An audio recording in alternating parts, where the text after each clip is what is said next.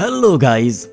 शायद कई दशकों पहले इस रिंच ने अपने मालिक की ईमानदारी से सेवा की होगी, लेकिन किसी वजह से ये खो गया होगा और जंग लगे मेटल के टुकड़े में बदल गया होगा।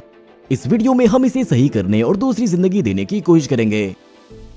इससे पहले कि हम पहिए के रिंग को घुमाने की कोशिश करें, हमें सारी गंदगी को हटाना होगा, क्योंकि ये थ्रेड्स को बंद कर देता है और कोई अच्छा काम नहीं करता। हमने सोचा था कि हम सफाई के बाद बिना तेल की रिंग को घुमा पाएंगे, लेकिन ऐसा नहीं हुआ, तो हमें उस पर मशीन का तेल डालना पड़ा। 5 मिनट के बाद हम पहिए को घुमा पाए और इस तरह रिंच को अलग कर लिया। सबसे पहले हम जंग हटाने के लिए इसे एसिड में भिगोना चाहते थे, लेकिन इसके लिए इसे पूरे दिन भिगोना पड़ता और बहुत वक्त बर्बाद होता। इसीलिए हमने वायर ब्रश का इस्तेमाल करके कुछ ही घंटों में जंग की मेन लेयर से छुटकारा पाने का सोचा। इसमें मुश्किल हिस्सा रेंच का अंदरूनी स्लॉट निकला, जहां हमने एक महीन वायर ब्रश से पहुंचने की कोशिश की। अच्छा है कि थ्रेड्स अच्छी हालत में है, इसका मतलब है कि रिंच को ठीक से काम करना चाहिए। हालांकि इसे साफ करना आसान नहीं था। हमें इस पहिए पर बहुत ध्यान से काम करना पड़ेगा, क्योंकि इस पर लगे इन दांतों पर नुकसान होना बहुत आसान है। जब हम ड्रिल को ठीक कर रहे थे तो नोकदार मेटल बहुत नरम थी और हमारी हर गलत हरकत से वो खराब हो रहा था। इस बीच हमने पाया कि पहिए के अंदर थोड़ा सा स्प्रिंग है, जिसे हम बाद में साफ करेंगे, और इस बीच हमें जंक्शन पर काम करना होगा।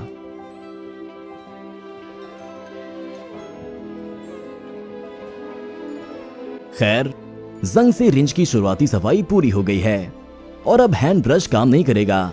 हमें अब भारी हथियारों की जरूरत है। हमने रिंच के निचले हिस्से को एक शिकंजे में जकड़ा और काम शुरू कर दिया। इस ब्रश के तार बहुत सख्त मेटल के बने होते हैं, इसीलिए ये बहुत तेज जंग से भी लड़ सकते हैं। लेकिन साथ ही खास तौर पर नाजुक हिस्सों पर आपको इस ब्रश को ध्यान से चलाना होगा, क्योंकि ये नरम मेटल को खरोच सकता है। और जरा देखिए, इस रेंच के अंदरूनी हिस्से पर कुछ लिखा हुआ दिख रहा है। इसमें लिखा है कि इसे ब्रिटेन में बनाया गया था। फिर हमने एक शिकंजे में एडजस्टमेंट पहिए को जकड़ा और सफाई का सबसे अच्छा तरीका चुना। एक गोलाकार ब्रश शायद बहुत तेज होगा, इसीलिए हम एक छोटे वायर ब्रश का इस्तेमाल करेंगे। ड्रिल में एक छोटे तार वाला ब्रश लगाकर हमने इस सजावटी खांचे को साफ किया। हाँ, तो ये अभी से ही अच्छा लग रहा है, लेकिन हमें अभी भी बहुत काम करना है। आप रिंच के किनारे पर कुछ डेंट देख सकते हैं। जाहिर है कि इसका इस्तेमाल बहुत ध्यान से नहीं किया गया होगा और शायद इसका इस्तेमाल कील ठोकने के लिए किया गया था। इससे पहले कि हम डेंट को काटें, हम इन्हें निहाई पर रखकर ठोकने की कोशिश करेंगे। शायद इस तरह ये आसपास की खोखली जगह भर देगा, जो कम ध्यान देने लायक होगी।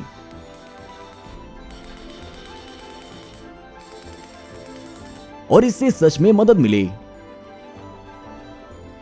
अब हमें पहिए वाले छेद की सफाई करनी है। अच्छा है कि हमारी रेती वहां पूरी तरह से फिट बैठ रही है और उसने सभी दरार को अच्छे से भर दिया। अब हमने एक छोटी रेती ली और अंदर की सतहों पर सफाई करना शुरू किया। इस हिस्से का ऊपरी सिरा बहुत ऊंचा नीचा था, जिसे हमने मोटे ग्रेन वाले रेगमाल से चिकना किया। सिर्फ इस काम में हमें 40 मिनट से ज्यादा का वक्त लगा। ये वीडियो में तेज दिख रहा है, लेकिन असल में ये इतना आसान नहीं था। ये कोना अगले कोने से बड़ा है और इसे इस लाइन के बराबर करना जरूरी था। हमने फिर से रेती लेकर काम करना शुरू कर दिया।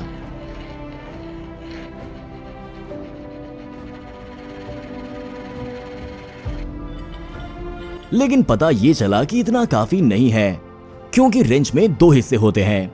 दूसरे हिस्से के किनारे उतने ही टेढ़े थे जितने पहले के थे। हमें इसे भी बराबर करना होगा। ये बहुत अच्छा हो गया। फिर हमने रेंच को दूसरी तरफ मोड़ा, जिसमें भी इसी तरह का काम करना होगा, लेकिन इतना ज्यादा नहीं। हिस्सों को अलग करने के बाद हमने इसे रेगमाल से घिसना शुरू किया। इस तरह से ये जगह रेती से घिसने के मुकाबले ज्यादा चिकनी होगी। फिर हमें रेती के ऊपर के हिस्से को भी बराबर करना पड़ा। हमें समझ में नहीं आता कि इतना टेढ़ा क्यों है। इसे इंग्लैंड में बनाया गया था। हो सकता है कि वहां कोई अच्छी तकनीक नहीं थी और इस डिजाइन को ही बहुत अच्छा माना जाता था। तो इस तरह हमें रेंच के ऊपरी हिस्से के साथ बहुत सारे जोड़ तोड़ करने पड़े जब तक ये बराबर नहीं हो गया।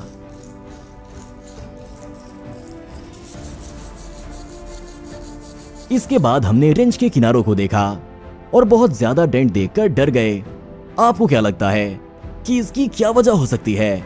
सिर्फ एक चीज जो यहां मदद करेगी वो है डिस्क सैंडर, क्योंकि डेंट बहुत सख्त है। रफ मशीनिंग के बाद हमने रेगमाल की एक पट्टी ली और उससे इन हिस्सों को बराबर किया।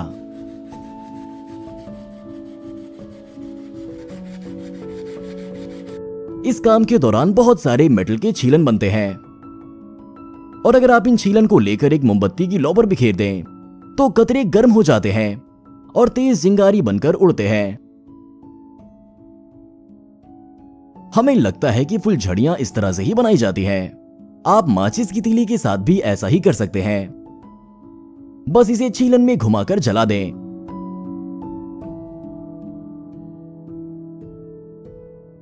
सेकेंडरी मशीनिंग के बाद अब रेंच इस तरह का दिख रहा था। फिर हमने पहिए के लिए छेद पर किनारों को ध्यान से शिकंजे में कसकर एक छोटी रीति का इस्तेमाल करके चिकना किया।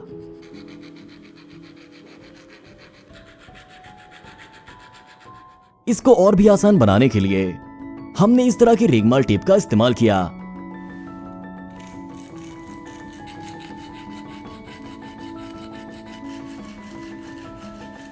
इसके बाद हमने रेंच के किनारों को और भी ज्यादा चिकना करने का सोचा ताकि इसे पकड़ना और ज्यादा आरामदायक और आसान हो। अभी तक सिर्फ आगे और पीछे ही रेत नहीं किया गया था और अब इसका वक्त आ गया था।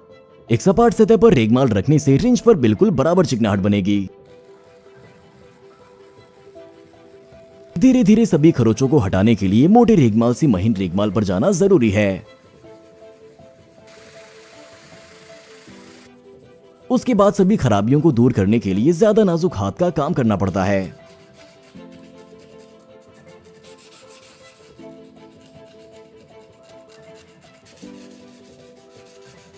हम पहिए के अंदर वाली स्प्रिंग के बारे में लगभग भूल ही गए थे। हमने जंग को नाजुक ढंग से बेअसर करने के लिए इसे फॉस्फोरिक एसिड के घोल में भिगाया और इस बीच हम रेंच एडजस्टिंग व्हील की ओर बढ़ गए। हमने इसे सुशी स्टिक डालकर बिना काम के हिस्सों को काट दिया।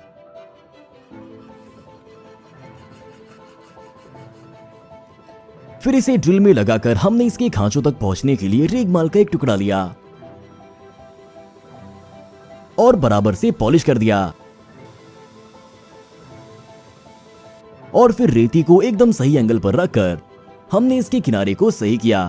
अगर हमारे पास खराद होता तो इस तरह के काम तेजी से होते, लेकिन हमारे पास वो नहीं है, इसीलिए हम रेगमाल और अपने हाथों से खुश हैं।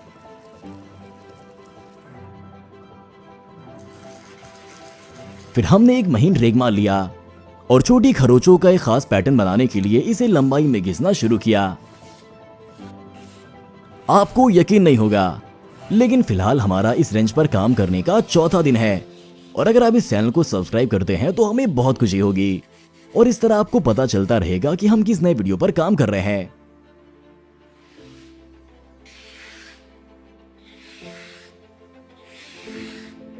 अब बस एसिड से लथपथ स्प्रिंग को साफ करना बाकी है।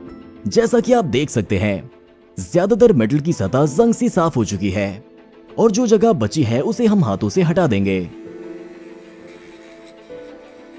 अब हमने रिंच से ग्रीस हटाया और सब कुछ एक साथ लाने के लिए तैयार हैं। हमने पहिया लिया, उसमें स्प्रिंग डाला और उसकी जगह पर रख दिया। फिर हमने ऊपर का हिस्सा डाला और आखिरकार सब कुछ तैयार है। हाथ में आने वाली जगहों में कोई भी नुकीला किनारा नहीं है और इसे हाथ में पकड़ना बेहद आरामदायक लग रहा है। हमने इसके बीच के हिस्से के तने को चमकाने के लिए रेत ना करने का सोचा, क्योंकि अगर हम ऐसा करते हैं तो इस पर जो लिखा है वो मिट जाता। ऊपर और नीचे के बीच की दूरी हमें काफी बराबर और सही लग रही है। ये रेंच अब किसी बिना काम की जगह पर पड़ा नहीं रहेगा, बल्कि हमारे बाकी चीज को ठीक करने के काम में हमारी मदद करके हमें खुश करेगा। अगर वीडियो अच्छा लगा तो लाइक बटन दबाएं